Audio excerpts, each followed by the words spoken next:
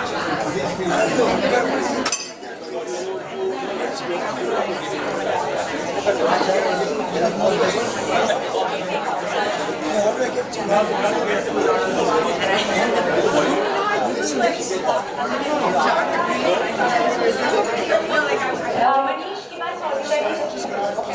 we get audio testing? Can you hear me now?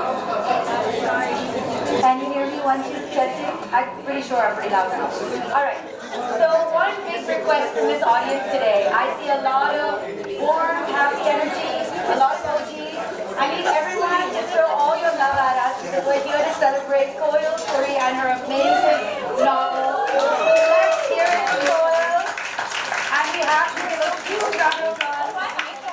That's okay, you must clap for yourself. You must clap for yourself. And a big warm welcome to Suhana. Thank you so much for being here today. I'm genuinely so excited that my first public conversation with Suhana is not set pick consta prank isne khela yaar. Right? So we're going to have an intelligent conversation and it's going to be super fun and it's so nice to see the love in the room for you girls. And I can just tell you you're going to love this book because we have read it and devoured it and we have absolutely adored it. But first I would like to invite the MD, the publisher, Kapish Mehra to come and say a few words. Can you come join us up here? Can we please get a round of applause? Sorry Kapish, we don't have a seat for you, but we would love for you to come and say a few words. I'm worried about how we're speaking. No, take the mic. Problem solved. There you go. Can we give him a round of applause, please? Thank you. Okay, first of all, we've done a lot of book launches and we've been fortunate enough to publish books which merit book launches. But I haven't seen in the last 17, 18 years of my career a book launch like this because like Mali mentioned, the energy, the love, the warmth, it almost seems like the birthday party of the most popular girl from the class. So, you're not wrong. So Koel, I think that goes to say a lot about the support you get from your friends and family. Needless to say, it's been wonderful working with Koel. I didn't know her from Adam. It is somebody we both immensely are scared of, Kali, who introduced us. And thank you, Kali, for that lovely phone call on a Sunday afternoon, which is typical Kali, saying, how can you be sleeping? So, you know, and not only that, she did insist that Koel all the way from Paris should call me right in the afternoon on Sunday and say, "Meri baat ho gayi hai, now you speak to her." So that's Kali for you, and I'm just taking, because there's a few chances in life you get where you can take on both the sisters in a public forum together. So, but having said that, ladies and gentlemen, I must admit, it is one of the nicest reads that I have come across in this space. It is not very easy to weave in multiple protagonists, and the way Koel's been able to do that seamlessly is really credit to her writing style, and I wish her all the very best. I'm not only sure that it will be a success tonight, but I'm very sure it will be a success even for many weeks to come after this. So all the very best. It won't be invisible anymore. Yes, thank you so much. All right, now we're going to have a conversation about this book and we're going to try not to leave you out of the multiple conversations we've had discussing the characters because we're so deeply invested in them. But I promise you when you buy and read this book, you will be too. And I have to tell you, people have had such amazing things to say about your book, Koel. And I think it's so aptly described by Shobha Day as an outsider-insider novel, a must-read by Twinkle Khanna, a remarkable debut. And I personally am really thrilled to be part of it because in a while I'll tell you how I first met Koel, which was also quite an accidental friendship. She doesn't even remember the story, by the way, so it's kind of amazing. All right. But first of all, I would really love to welcome you all and thank you so much for being here. It means the world. It is so hard to write a book and pour it out on the pages where you can no longer go back and edit and change what you wrote like you can on social media. When it's out there, it's a print and it's a labor of love. So please, one more round of applause for Koel for this fantastic, beautiful book. Amazing. All right. so let's begin with Suhana. Thank you so much for doing this today. It's the first time you're having a conversation like this, and I know we're all kind of jittery, so we're smiling extra, things are high color. So just throw us some love. But I'd love to know what made you want to be here today, and what makes you want to talk about this book. Firstly, thank you so much for hosting this conversation and moderating it. Thank you, Koel, for having me here and choosing me to launch your book. I think what I loved about this book was that the writing, the way that you've written this book, it's so accessible, yet it's full of contradictions. And even the characters, they're so flawed and so real, but relatable at the same time. But what I think I loved the most and what resonated with me the most was that at the heart of it, this book is about friendships. And I find myself quite lucky to have a set of friends that hold up a mirror to my imperfections. Some of them are sitting in the audience, which I was quite pleasant. And applause for the friends! Yes! Yeah, I'm really so happy. But yeah, and also friends that hold my hand during the tough times as well as the good times. And what I find beautiful about friendships is that friendships defy logic. They can come from anywhere. Koel and I are friends. We're not from the same generation.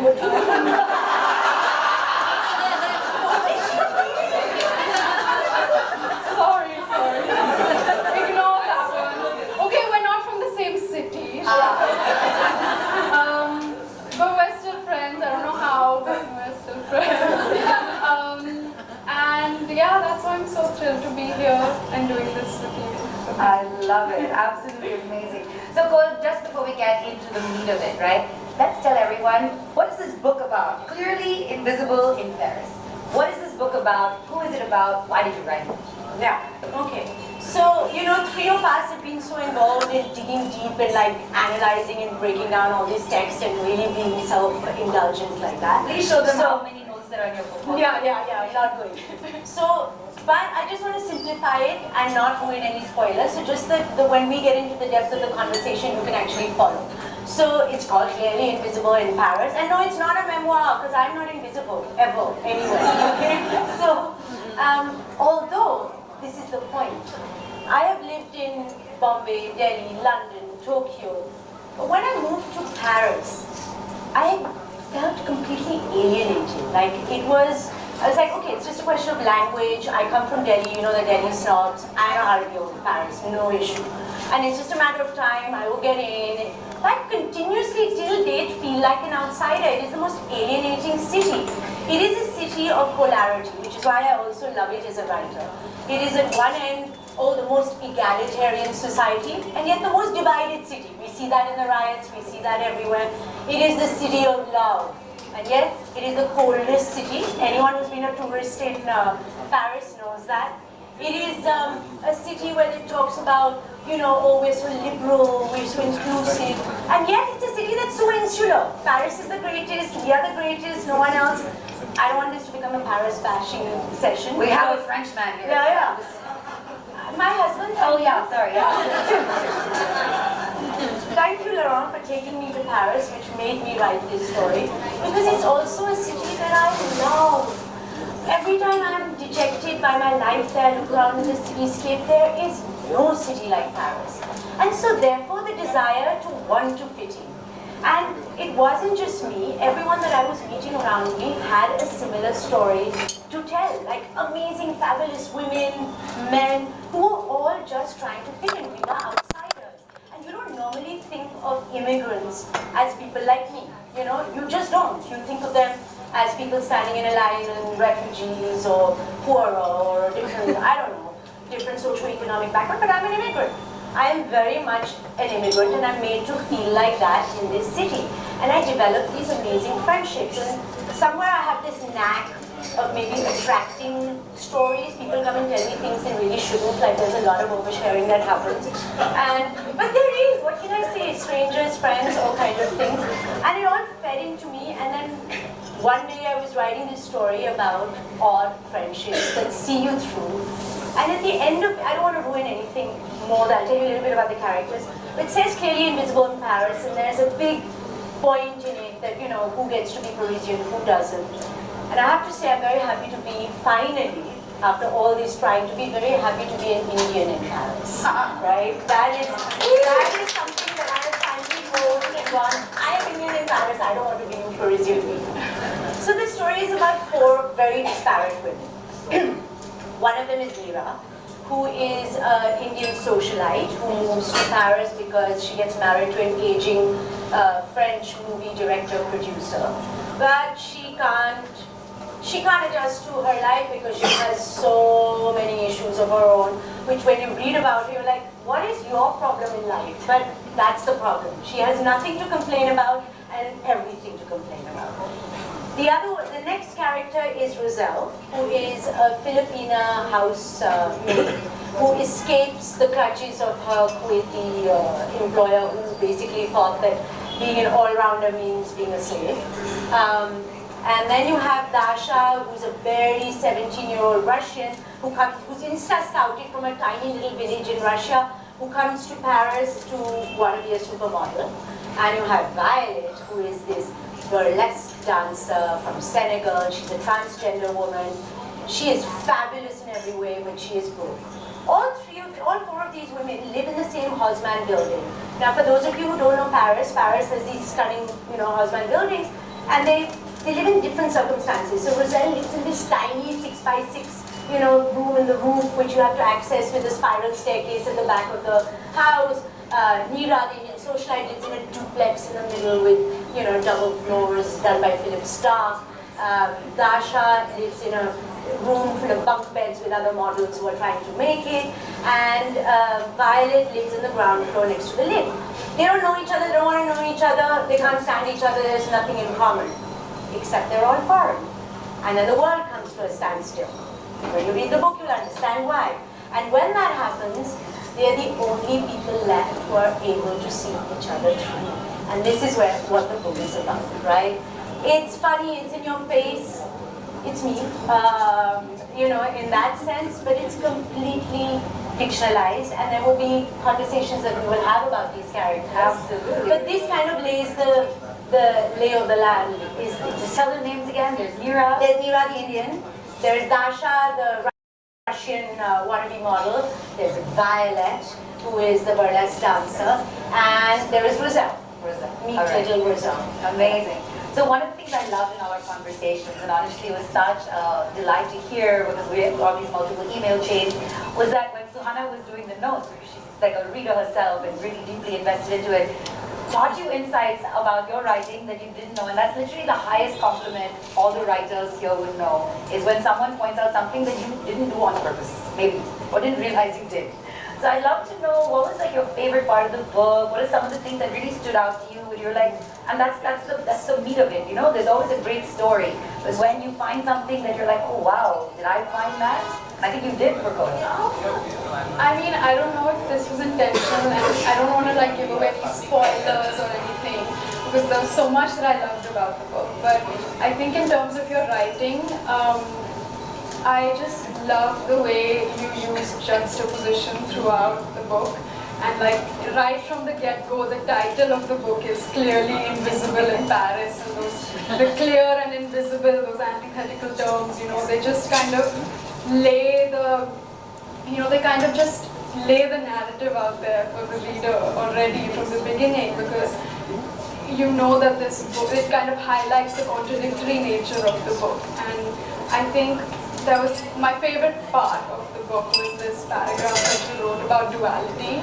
I can. Let's do it. Yes.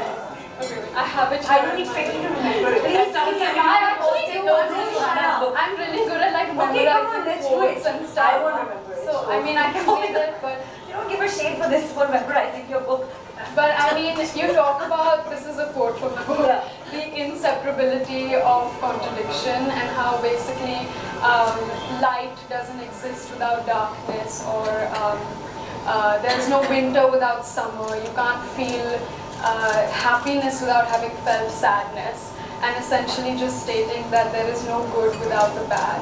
So I think that was a very hopeful paragraph, because it just kind of shows that there's a balance in the world. But then more than anything, I found that it ties in with all the characters of the book, and how they are so different and how they are such opposites of one another. They're all foils of one another, the four main characters, Violet, Dasha, Neera and Roselle, just reiterating it for everyone. But they're so opposite and they're so different, and I somewhere like to believe that that's what attracted them to one another. I like the whole idea of opposites attracting and opposites complementing each other. Like, you know, in real life you see two, like a couple, and they're so different but they go so well together. And yeah, that we kind of seek things in other people that we don't find in ourselves. So I love that. I love that you complete me kind of a thing. This part that you talk about, the contradiction, inseparability of contradiction, it is actually in reference to Dasha, the younger girl, whatever happens, starts looking up to Violet as this character that, you know, can be a mama, bee or whatever. And she thinks, when I grow up, I want to be Violet. And one day, this is not a spoiler, one day she happens to be in her little apartment, which is all things sparkly. And she opens, you know, she doesn't have anything to do, so she opens the cupboards. And it's full of gender transforming pills and hormones and all the things that go into making Violet, Violet, right? And so Dasha is like, no, I love the fact that she's male and female energy and that matches, and this is the biggest power that the universe can have, and nothing. But she can't get her head around the fact that she's actually a creation of something, that she's not the body that she wanted to be, and there's this contradiction of it, and it's a really dark point, but I'm glad you got hope out of it. Yeah, you know? Because that's what makes Violet so beautiful, that she's this contradiction, that she's male and female, I guess. Right? And That's this is exactly what we were talking about, Suhana, that when we spoke the first time, like, and this is true, Rajat, you know that, like, when you make anything, whether it's a painting, a film, a book, or anything, you kind of do what you can, you finish it, you seal it, but till the audience or the receiver or the viewer, you know, interprets it, views it, it's not complete, and that is always so subjective. There are things they see in it that you didn't even intend. And for me, that has been, I can't tell you the early readers who have read the book and the things they've come up with, and they were like this, and I was like, I wrote that, like I didn't mean it like that, but yeah, okay, that's fabulous. So, yeah, can't wait for all of you to read the It's book. amazing. But now it's time for me to tell you the story. And I don't know if you remember this, but in 1995, yes, I'm dating myself now, I was hired to be a choreographer for a very wealthy birthday party in South Delhi. And I don't even remember the guy's name, but he was going to pay me 10,000 rupees to teach people dances at this party. And I taught them the paper dance, 3 steps of salsa, and they're all like very rich people, and I used to do all my shopping at Sarojini Nagar at this stadium parties. 17, yeah?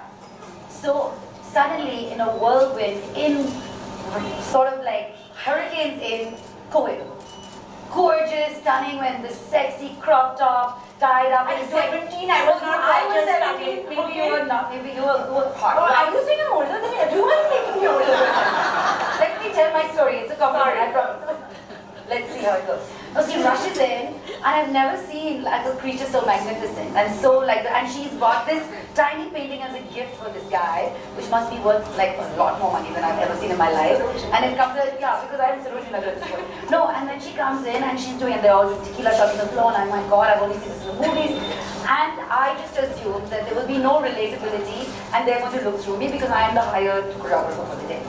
But Koel came up to me, and she tapped me, and she said, hey, want some cake? I was like, what? She goes, it's a birthday, you want some cake? She went to the kitchen and got me a piece of cake and a fork, and she said, eat it. I was like, this is amazing, like she knows I exist, and I was like, and you don't remember the story, and we met so many times, and I told you this when I met you so later. That's what I love about this accidental nature of people that you wouldn't expect, and even in the book, the 4 characters who live in this building, day in, day out, sort of walk past each other because we kind of choose to see through people, or people see through us, maybe not even on purpose, or we assume that this person is going to be better than me and I'm not even going to be. But I love that, and you were that character for me in real life, to be honest. So I have to ask, And since she set the tone of not the same generation, let's say not the same city, how did you guys become friends? I know you work together, but again, it's a very beautiful, unexpected, accidental friendship, right? There's a line in my book, and this is genuinely, it applies to you. There is a line where one of the characters says, finally discovers there is a difference between confidence and self-acceptance, right? And when we're younger, that difference is very, it's blurred, because you're confident and you accept yourself and stuff. And the first time I saw Suhana walking on set, maybe she was nervous, I don't know, it was very early days and stuff, but that line didn't exist, and as I'm getting older, I have that line very clear, I am very confident. Do I accept myself? Well, I don't know, so a lot of the characters are like that. When I saw Suhana, she was very clearly confident and, full of self-acceptance. So for me, it was almost instant, like, I'm going to be your friend. There you are. For me, She's like, let me tell you my side of the story. when I first met Koel, I was like, she scares me. I was like, she Raise your hand if Koel scares you. I was terrified of Koel. You're not allowed. She was like no one I've ever met before, and I was like, I don't know how to respond to her. I was like, she's gonna eat me alive. I swear that's my first impression of you. And as we got to know each other and as I spent more time with you, I feel like she brought out this really sassy side to me that not a lot of people get to see, and I really enjoyed that. And also I learned that she's into plays and writing plays, and in our breaks, like literally on set, she'd be writing a play and making her own stuff, and I thought that was so inspiring. I'm complimenting you now because I called you scary earlier. Please note that. Because I'm so terrified. I love it. No, I'm not anymore though. Now I'm amazing that she has no. Yeah, Koel, you're terrifying. I just want to put it out there. In a good way though. Oh, this is actually an intervention. The book is just a joking, obviously. Yeah, but it was literally you talking about, people wouldn't expect you to feel like an immigrant or feel like an outsider, but when I saw you, it was like you just exuded this self-confidence and you were just powerful, I would say. The difference between self-confidence and self-acceptance, right? So there is a difference. And because I don't want to be bashed anymore, I'm going to read a bit. Can I? You can. Read my mind. I was about to say, I think it's time to hear some of the sassy, savagery, sexiness that she's poured into this book. But I'm not sure it's because, what do you read? Like, how do you read something without anyone having read the book and all that? So I don't want to ruin a lot of things. But I like this bit only because it plays into this idea of invisibility and visibility, which is a big deal, because when I was like a 17-year-old moving to UK for the first time to study, yes, I was a popular, confident child and kid, and I went there, and I said, what is wrong with me? No one is looking at me, like, what's going on? And then I realized that in India we're so used to everyone always looking at everyone all the time that when someone is just minding their business, you think you're invisible.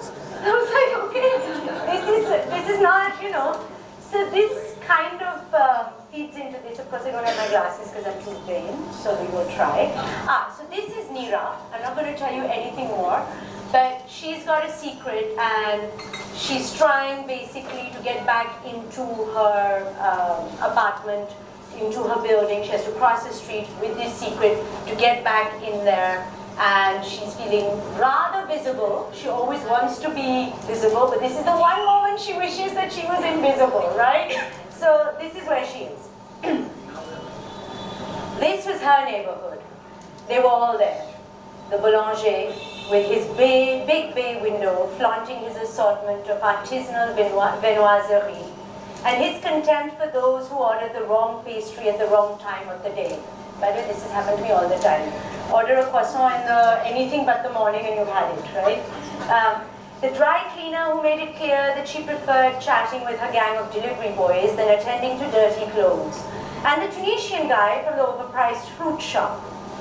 All of them insisted on greeting her every time she passed. This peculiarity of Paris, constantly saying hello and goodbye to everyone, only to to render them invisible straight after had always maddened her. What purpose did politesse serve when you had no intention of actually acknowledging a person or their needs? In Mumbai, you never bothered with salutations. You just cut to the chase. And no matter how hard you tried, you could never be invisible. There was always eyes on you. And there was always someone more than ready to dive into your life